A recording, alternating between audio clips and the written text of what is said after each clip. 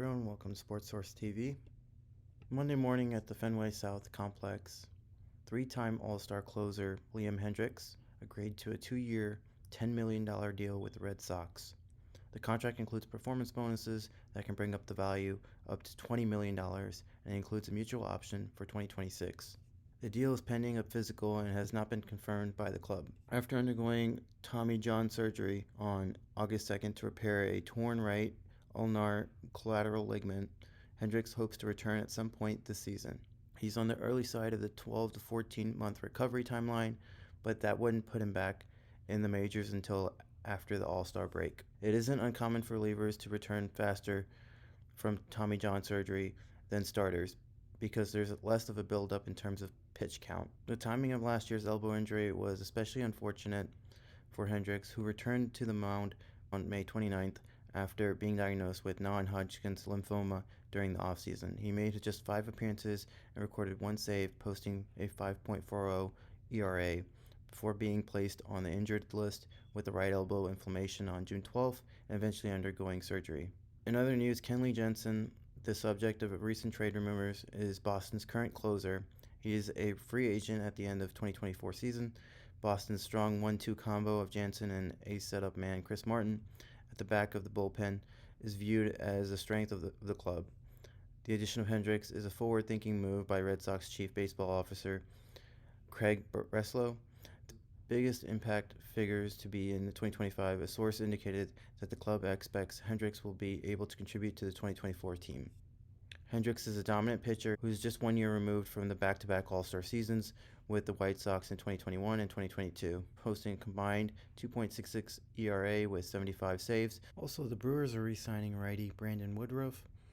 He'll be part of a 2-year deal for the McKinnis Sports client. Woodruff, 31, has spent his entire career with the Brewers, but it seemed like the relationship was perhaps going to an end at some point. Not too long ago, the Brewers had 3 key players that were all on track to make 8-figure arbitration salaries in 2024 before reaching free agency.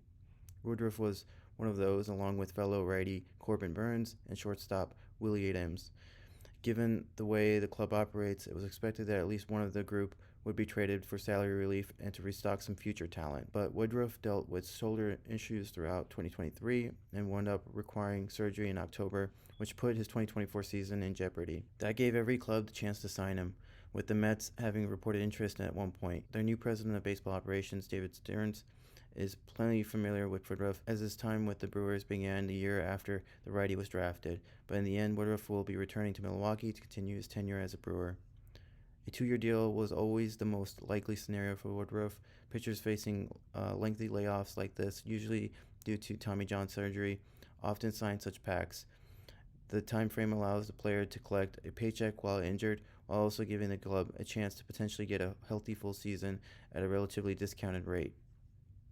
Woodruff's situation is slightly different since he's coming back from shoulder surgery rather than elbow surgery, but the logic is the same. When healthy, Woodruff has been one of the better pitchers in the game. He has a 3.10 earned run average in his career, having struck out 28.9% of batters faced, walked just 6.5% of them, and kept 42.8% of balls in play on the ground.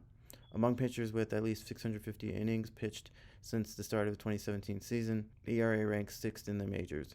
But staying on the mound has been a bit of an issue on for him, as he's yet to hit 180 innings pitched in any big league season. In his big league career, he's gone on the injured list due to a strained left oblique, a right ankle sprain, and the aforementioned shoulder problems from last year. Regardless, the Brewers are surely happy to get Woodruff back on the field, as his results have clearly been excellent when he's been able to take the ball. They have subtracted Burns from this year's rotation, having traded him to the Orioles, leaving Freddie Peralta as the de facto ace. They also acquired D.L. Hall in the Burns deal, with the lefty hoping to earn a rotation spot this year. They also re-signed Wade Miley and Colin Rio while adding Jacob Junis to free agency. If Woodruff could get healthy by the end of the year, he'll jump into the mix and help the club for the stretch run. Looking ahead to 2025, there's not a lot of certainty for the Milwaukee rotation. Peralta is entering the final guaranteed year of his contract, though he has an $8 million club option for next year and the year after, and those are virtual locked to be triggered as long as he's healthy. Miley and Jonas have mutual options for next year, with those almost never picked up by both sides. The club has a 2025 option for Rea at the modest $5.5 million salary and $1 million buyout, making it a net $4.5 million decision, but it's not a lock that they would trigger that with this inconsistent track record. Hall isn't established as a capable big league starter. Please comment below and like this video. Please subscribe to the channel.